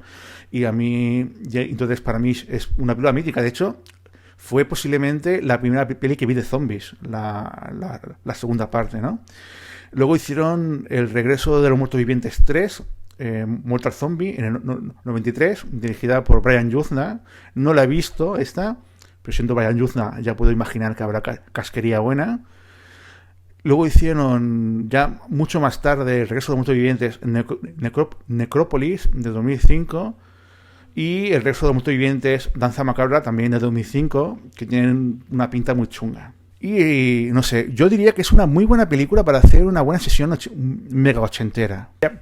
Pegar muy bien con Night of the Creep o también con, por ejemplo, con Noche de Miedo. O sea, si quisieras hacer una maratón, esas tres películas pegarían muy bien juntas. Incluso si queréis también podría estar ahí Demons. Son 4 películas tremendamente ochenteras y que molan muchísimo.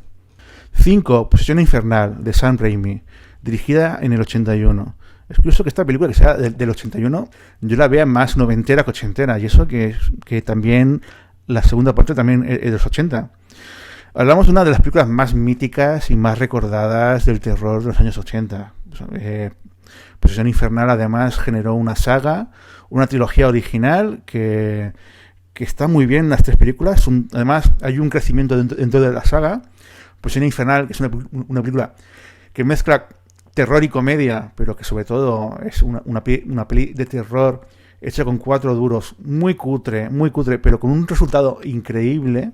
La segunda parte, que en España se llamó Terroríficamente Muertos, del 87, un título que en realidad se parece un poquito más al título original de Evil Dead. Y luego una tercera parte, que es El ejército de las tinieblas, del 92, que aquí ya es un desmadre, ya es pura comedia, el terror es casi decorativo, con homenajes a Harryhausen, rollo medieval, o sea, ya es puro delirio, y que además se vio confirmado con una serie de televisión en la que también participa Sam Raimi, que se llama Ash vs. Devil, que está muy bien, que es Ash vs. Evil, perdonad, que está muy bien. Es una serie muy gamberra que recupera el rollo original, un poco a medio camino entre la segunda parte y la tercera. O sea, entre la ambientación de la segunda parte, pero la comedia de la tercera. Y que está muy bien, y que aparece el protagonista, Bruce Campbell, que es mítico, porque con esta trilogía es uno de los grandes mitos de cine de terror cutre de serie B, y es un actor que es muy limitado, hay que admitirlo, pero que tiene mucho carisma y mucha gracia, o sea, te cae bien, es un tío que dices, oye, mira de copas, y es un actor que disfrutas viéndolo y que te ríes con él, te da buen feeling. Y decir que básicamente Posesión Infernal en el fondo era una película hecha entre colegas. Habían hecho antes un mediometraje que es Within the Woods en el 78, que dura más o menos una media horita más o menos, y hicieron otra vez la misma historia con más presupuesto, bueno, vamos, igualmente ínfimo, y más larga, y un poco y que es esta Posesión Infernal. Bueno, lo que más destaca, aparte del protagonista y del mito, es por ejemplo que hicieron que, por ejemplo, la cámara fuese muy rápida en una época en la que la Steadicam era muy cara y solo la aprendieron unos pocos. El señor Sam Raimi se inventó una tabla y amigos y gente y tal, se inventó una especie de pseudo-traveling en la que la cámara iba súper acelerada y que consiguió un efecto que en su momento fue sorprendente y que generó un fuerte impacto. Y nada, simplemente recordar, para acabar, que Sam Raimi es un director que tiene una carrera muy larga. En esta primera película, en Evil Dead, participa Joel Cohen, de los hermanos Cohen, en el montaje. Eran muy amigotes. De hecho, Sam Raimi aparece, hace un cameo de nada, en El Gran Salto de los Coen. Y de hecho, Sam Raimi luego dirigirá Un Plan Sencillo en el 98, que es una película muy del estilo Coen. Y eso está muy bien, muy, muy recomendable. Si no lo habéis visto, es de las que hay que ver. Sobre todo si recuerda a Sam Raimi por las 3 películas que hizo de Spider-Man, las de Tobey Maguire y King's Dance. Y luego películas como Premonición, Arrástrame al infierno, que es una película muy Sam Raimi. Y luego y también su participación en Xena, la princesa guerrera, mítica serie. Y de hecho tiene pendiente como próxima película Doctor Strange in the Multiverse of Madness. A ver cuándo sale y a ver qué tal está. Es un director muy irregular, que ha hecho de todo y que a veces... ostras, y Darkman, me olvido una de las que más me gusta, Darkman, del 90, es una película que adoro. En plan rollo superhéroes, cuando el cine de superhéroes era cutre. Pero además es cutre, pero mola, con un Liam Neeson muy joven y que lo hace muy bien. Y deciros que nada, pues es infernal, cutre, pero mítica, divertida y muy, muy disfrutable. 4. Un hombre lobo americano en Londres, dirigida por John Landis en el 81. Bueno, aquí estamos con otra película mítica. Aquí estamos ya con películas míticas. Ya todas las que quedan, bueno, son películas súper míticas. El título, que además es un título muy fiel al título original. Ya no se explica de qué va la película. O sea, no da margen a sorpresas ni a spoilers, porque la película va justamente de eso. De hecho, es una película que vista hoy puede decepcionar, porque es justamente lo que... O sea, el título ya... O sea, es una película de hombres lobos y ya está. O sea, no hay más que eso. No hay nada... No es un argumento súper retorcido, muy sencillo. Es un argumento súper sencillo y que sobre todo destaca por los grandes efectos especiales de la transformación del prota en hombre lobo. Un prota que es como dice el título, es un chaval americano que está viajando por Europa y se mete en líos de hombres lobos cuando está en Inglaterra. O sea, el título te explica de qué va la peli. No hace falta que explique gran cosa de ella. Solo deciros que sorprendió por el maquillaje y los animatronics de la transformación de hombre a hombre lobo, que es mítica, es una transformación muy bien conseguida. Hoy en día, que todo se hace por digital, es una gozada ver una transformación tan potente y tan bien conseguida con efectos tradicionales. Y eso es una pena, porque con el digital se consigue grandes cosas, pero como se ha perdido esa parte más tradicional, se ha dejado de lado, también se pierden otras cosas, porque hay cosas que quedan mucho mejor con animación más tradicional, con juegos en las que la imaginación y la creatividad de los creadores tienen un peso más importante, y que eso un poco se ha perdido un poquito. Y es una pena. Por lo demás, nos encontramos con otra película que mezcla elementos de terror y de comedia, aunque aquí el terror tiene mucho más peso que la comedia.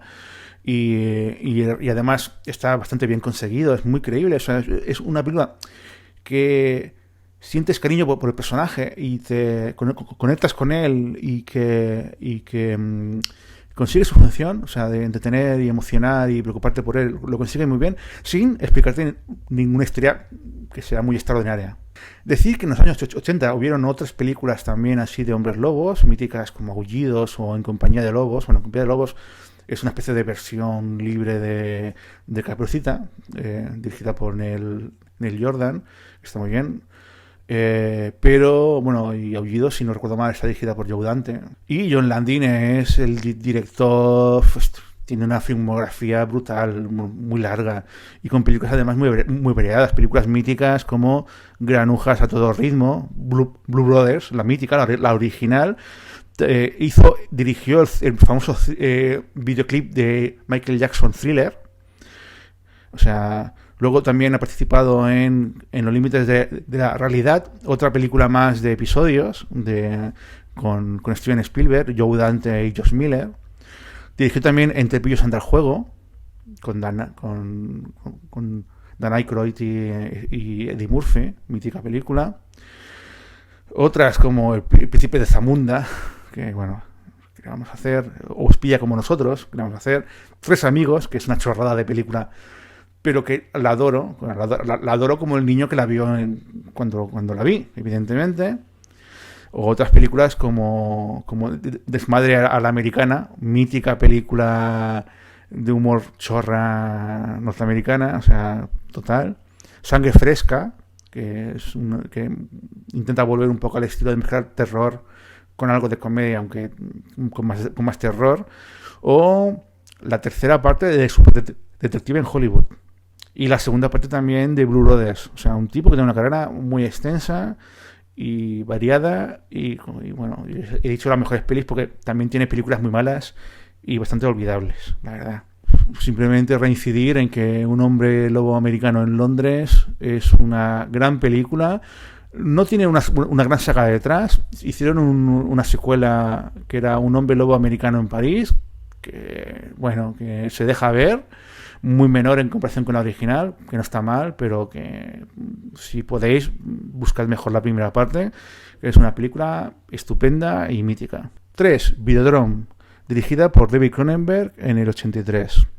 Aquí estamos con una de mis pelis favoritas. Yo soy muy de Cronenberg. Cronenberg es uno de los directores que me marcaron en ese paso de la niñez a la edad adulta, al menos en la parte de cinéfilo.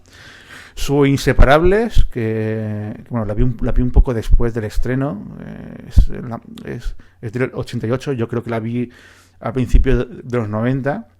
Fue una película que me marcó mucho, Inseparables, marcó un poco ese paso de la adolescencia, cuando ya quieres ver cosas más que van más allá del cine juvenil. Y Videodrome también me marcó bastante, no tanto como Inseparables, pero me marcó también mucho. O sea que para mí es otra de las pelis por las que siento especial cariño, siendo una película muy chunga, muy desagradable y muy retorcida.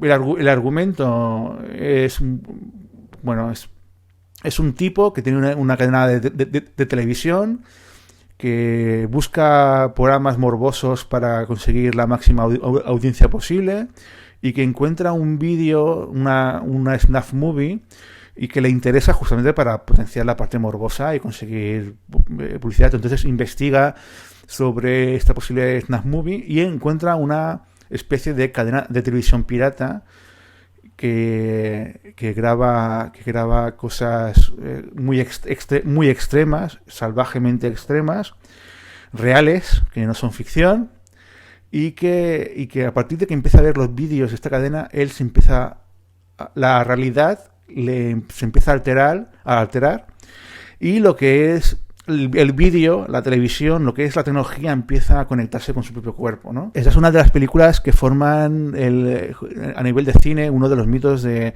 lo que sería el cyberpunk, y que con David Cronenberg se convierte en algo más físico y más retorcido, más mental, más psicológico, que es el concepto de la nueva carne, que es en que la tecnología y la carne humana, o sea, el cuerpo y la tecnología se unen en uno. Con David Cronenberg alcanza una forma muy carnal, muy física, que se siente muy humana, ¿no? Que da yuyu, ¿no? Muy cercana al gore sin llegar a ser realmente gore del todo, ¿no? Pero hay momentos que tienen una fuerte influencia del gore, pero al mismo tiempo poniendo el acento en una carga psicológica muy retorcida, muy viaje al lado oscuro de la mente, un poco onírica, pero sobre todo muy retorcida, muy en la locura, esa separación mínima que hay entre la cordura y la locura. Y es una película muy sucia, desagradable, retorcida, con un reparto muy interesante. El protagonista es James Woods, que es un actor que siempre luce muy bien, que actúa muy bien, es un actor con mucho carisma, no muy guapo, porque nunca lo fue, pero es un actor carismático. Y con Deborah Harry, que es la cantante del grupo Blondie, mítico grupo de finales de los 70, principios de los 80, que bueno, no es que actúe muy bien, pero para el papel que tiene cuela, ¿no? Es un personaje un poco misterioso y y un poco y tal, y más o menos funciona muy bien. Y la película tiene todo ese rollo retorcido. Ese es posiblemente el David Cronenberg más Cronenbergiano que hay. O sea, es un Cronenberg elevado a su máximo exponente. Cronenberg que empieza haciendo películas de muy bajo presupuesto, muy cercanas al gore, más bruto y más gamberro.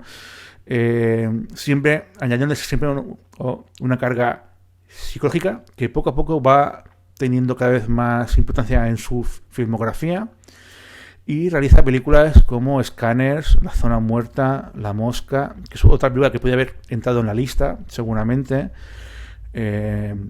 y Inseparables, Vinieron de dentro de, Rabia, Cromosoma 3, El almuerzo desnudo, una adaptación de Burroughs, M. Butterfly, Crash, Existence, bueno, Crash, no confundir con una que rodaron después, que ganó Oscars y tal, sino es otra mucho más retorcida de sexo en accidentes de coches y tal, y es una película muy potente. Yo además, como era muy fan, en aquella época era muy fan de Cronenberg, además me leí el libro original que la adapta de Ballard. Existence, que otra vez vuelve a reincidir en La Nueva Carne, es una película también con este juego de la nueva carne. Spider, que es una película muy, muy interesante, que creo que merece mucha más repercusión de la que tiene. Me parece una de las mejores películas sobre la esquizofrenia que hay. Está muy bien, muy psicológica, y es el lado oscuro de una mente maravillosa. O sea, es una película cojonuda. Una historia de violencia, que es estupenda también. De hecho, está basada en un cómic. Y es uno de esos casos en que la película supera al cómic. Me gusta mucho más la peli que el cómic.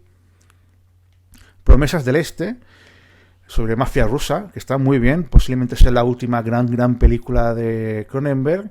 Y luego películas que no están mal, como Un método peligroso, Cosmópolis o Maps of the Stars, que ya son películas un poco menores en comparación con su época dorada, ¿no?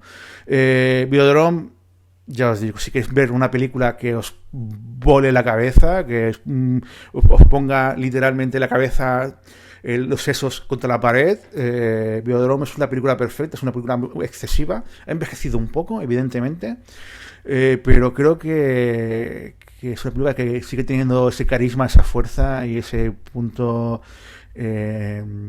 que te impacta, ¿no? Que ese gusto por ir más allá de lo convencional en el cine, incluso en el cine de terror. 2. Poltergeist, Fenómenos Extraños, del 82, dirigida por Tobe Hooper. Aquí nos encontramos con otra película mítica. De hecho, sobre ella han habido 1000 leyendas. O sea, es la película maldita por excelencia. Y básicamente porque han muerto algunos de los protagonistas de una forma más pronto de lo que se esperaba, ¿no? De forma poco...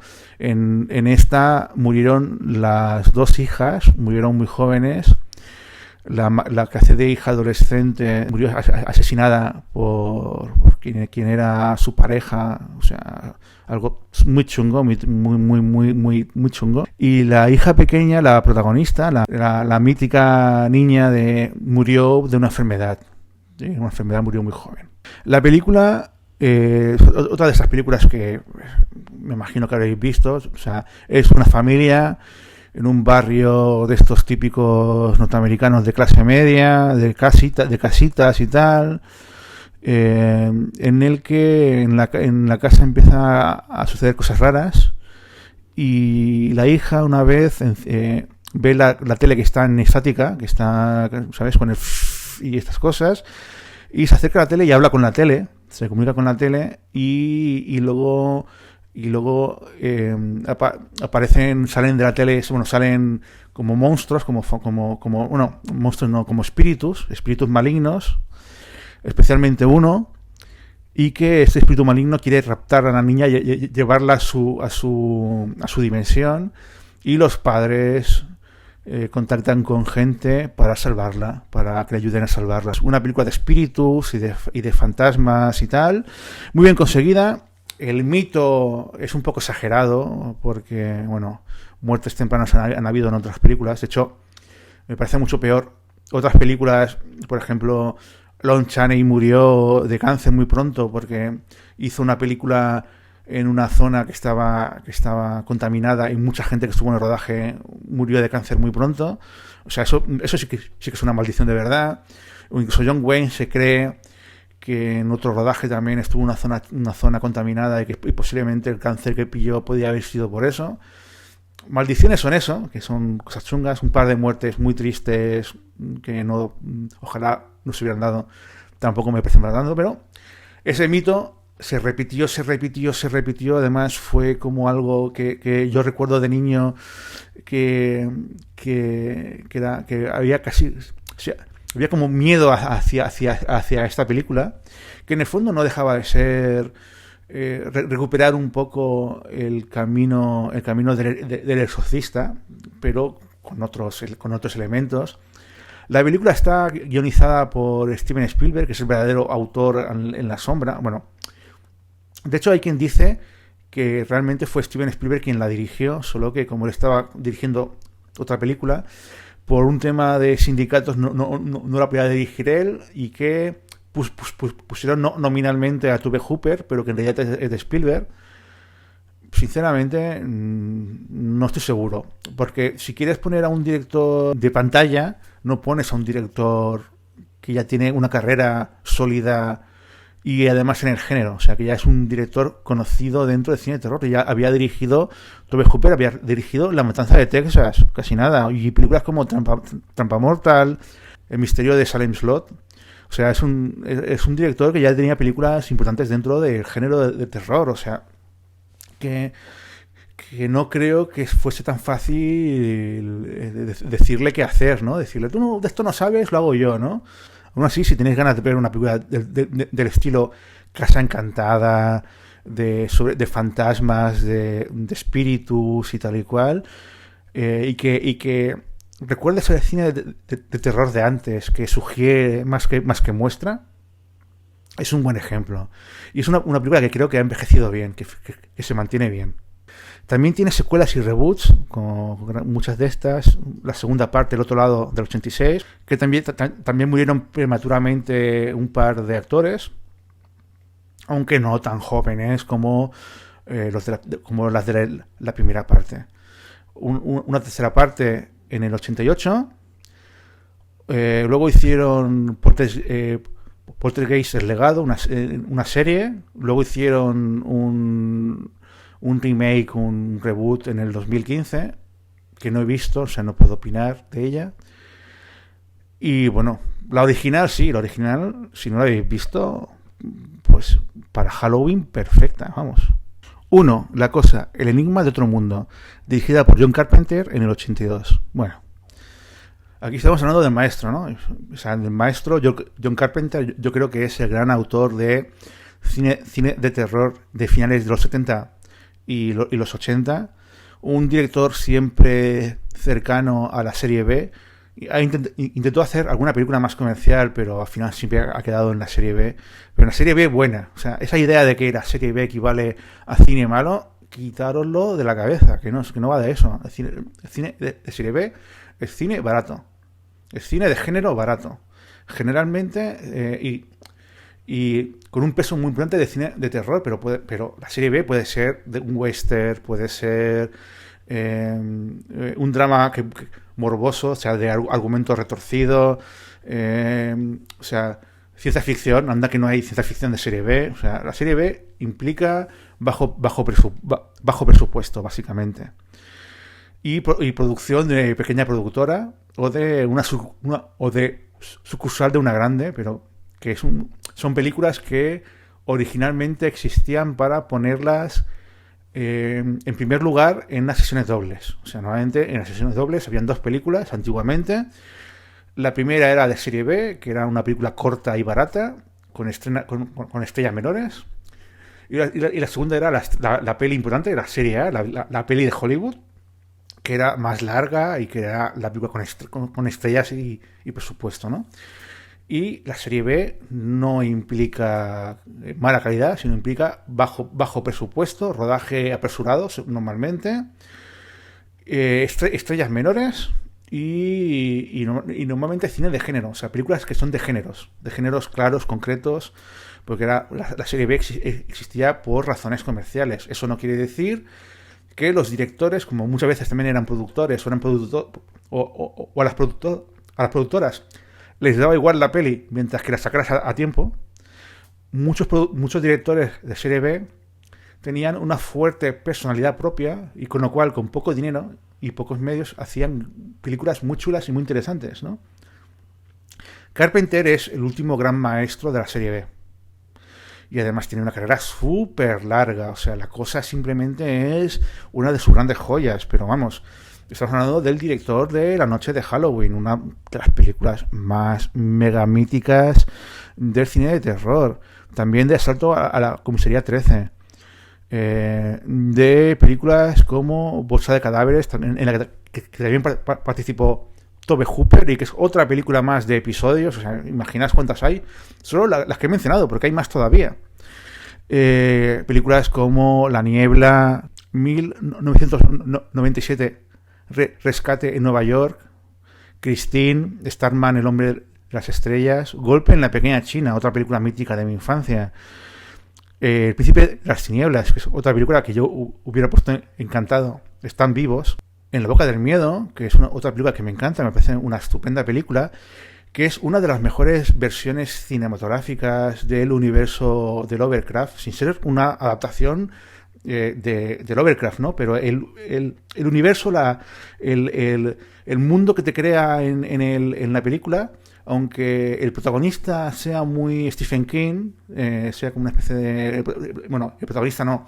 El personaje que está buscando el protagonista sea muy Stephen King, la película es muy, muy, muy Lovecraft. También un poco kafkiana, pero no, es muy, es muy Lovecraft. Es como el pueblo de los malditos, 2013, Rescate en Los Ángeles, Vampiros, Fantasmas de Marte, El fin del mundo en 35 milímetros, de la serie Master of Horrors, que está muy bien, o Encerrada, ¿no? Ya una película menor de 2010. Y La Cosa, yo creo que es una de sus grandes películas. Es una adaptación de una película clásica codirigida por Howard Hawks y Christian Nyby. Howard Hawks es uno de los grandes maestros de cine clásico y de hecho ya había adaptado libremente una película. Bueno, su Asalto a la Comisaría de Distrito 13 ya es una adaptación muy libre, una versión muy, muy libre de Río Bravo. O sea, muy, muy libre, ¿no? Pues La Cosa es una versión, una adaptación no fiel, pero sí que más cercana al original. Más cercana, pero bueno, copiando un par de elementos y luego creando libremente, ¿no? Es una película sobre invasiones extraterrestres, pero es muy interesante porque el personaje es como el extraterrestre es un ser simbiótico que asimila seres vivos y los imita y los copia, y entonces puede ser cualquier animal o cualquier persona. Y además la película está ambientada en una zona que está en la nieve, en uno de los polos.